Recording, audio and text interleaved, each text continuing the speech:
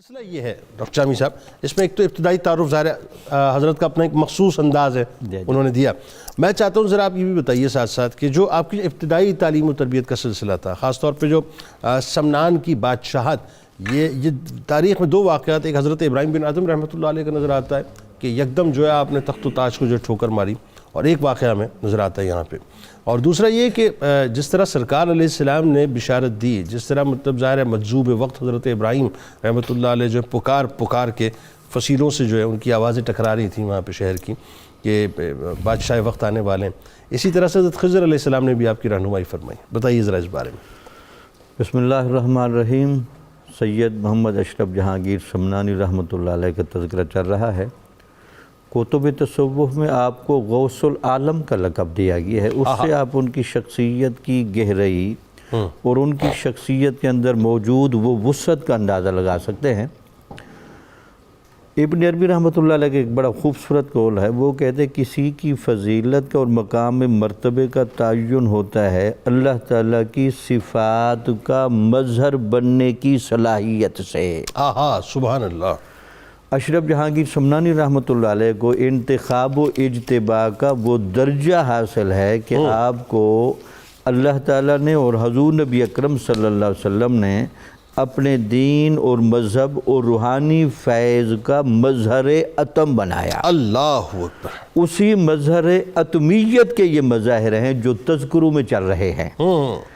ولادت کے وقت خوشخبری دی جا رہی ہے اور ان خوشخبری دینے والوں میں حضور نبی اکرم صلی اللہ علیہ وسلم کی ذات گرامی، حضرت خضر علیہ السلام، حضرت ابراہیم مجذوب اسی تسلسل کی کڑی ہے.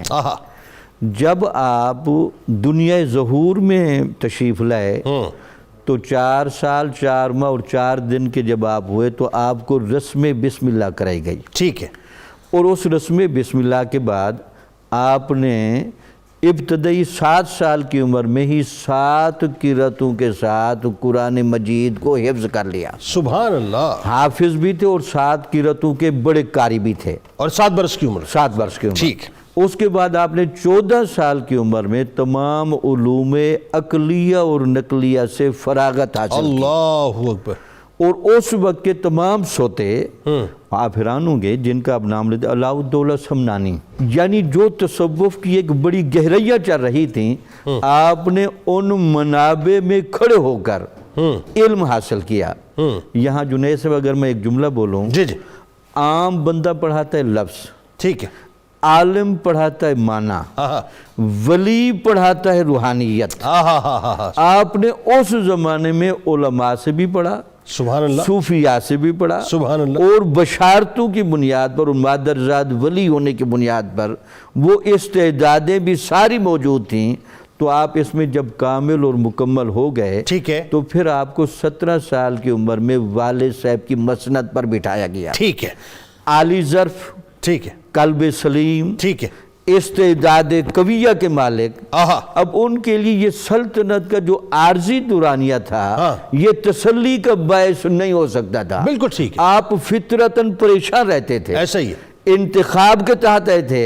تو اب اس جگہ کو کیسے چھوڑیں، کہاں جائیں، تو آپ کی حضرت خضر علیہ السلام کے ذریعے رہنمائی کی گئی. اچھا اس میں ایک بات بتائیے، ایک قطع کلام کی معذرت، پہلی بنیادی تربیت آپ کے والد ہی نے کی، حضرت ابراہیم رحمۃ اللہ علیہ. اچھا دوسرا، اب یہ تقریباً کوئی میرا اگر میں غلط نہیں ہوں تو عرصہ بنتا ہے کوئی 17 برس سے لے کے 25 برس تک کا ایک پورا ٹینیور ہے آپ کی بادشاہت کا. بالکل ٹھیک. جس میں کہا یہ جاتا ہے، یہ ضروری ہے بات جانا ساتھ ساتھ، کہ وہ جبلت میں انسٹنکٹ میں جو ہے وہ عدل، انصاف، رواداری، وہ لوگوں سے محبت، خلق کی خدمت تھی.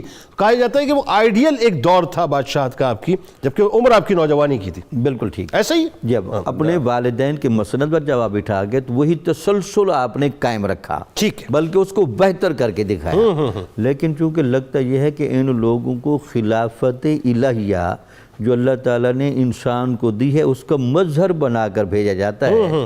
ہر انسان جو بھی پیدا ہو رہا ہے بالقوہ خلیفہ ہے، لیکن بالفعل خلیفہ بنتا ہے جب وہ ولایت کاملہ پر فائز ہو جائے.